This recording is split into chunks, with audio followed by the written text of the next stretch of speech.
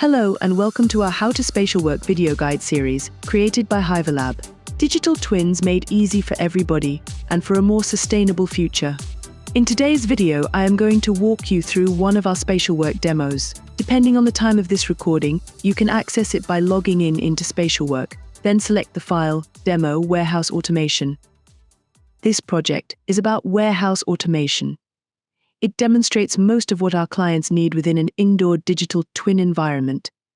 Please be mindful that this abstract sample only has some high-level equipment and system that is representative of a warehouse environment. There is much more that you can do within SpatialWork. When you access this environment, feel free to move around as we didn't set any specific camera viewpoint. Currently, we are in SpatialWork's viewer mode. To edit the environment, you would need to go into planner mode. You can also use short keys to change the way you wish to move around the scene. Mouse over the user interface to see the shortcut definitions. In this warehouse environment, allow me to demonstrate some of the data points. This way you can be more familiar with the features. Know that it is easy to set up. The data points are useful for the monitoring of charging stations, energy efficiency, water leak sensors, monitoring the pressure sensor, and more. Other use case includes solar energy generation and active generated energy. These are standard data visualization that you can build in SpatialWork. Within this digital twin project, there are also some sample camera feeds. Simply click on them to play the feeds. The camera captures all 3D objects and can be angled to face the correct background in your digital twin. They have some very specific unique features. One of them is the ability to show volumetric color within SpatialWork.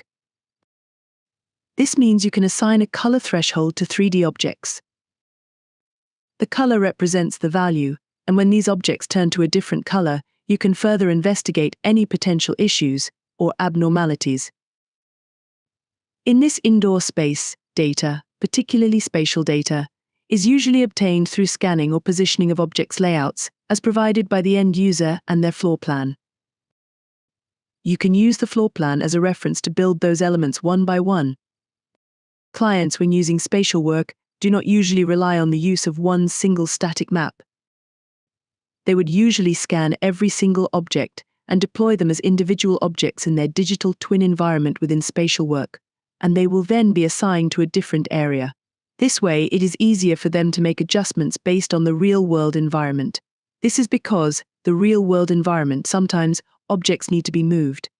Next, I will show you another demo so you can learn about other aspects of what you can do within SpatialWork. Remember to join our LinkedIn group and YouTube channel so you are notified as soon as new features and updates are announced. Thank you for watching and see you in the next video.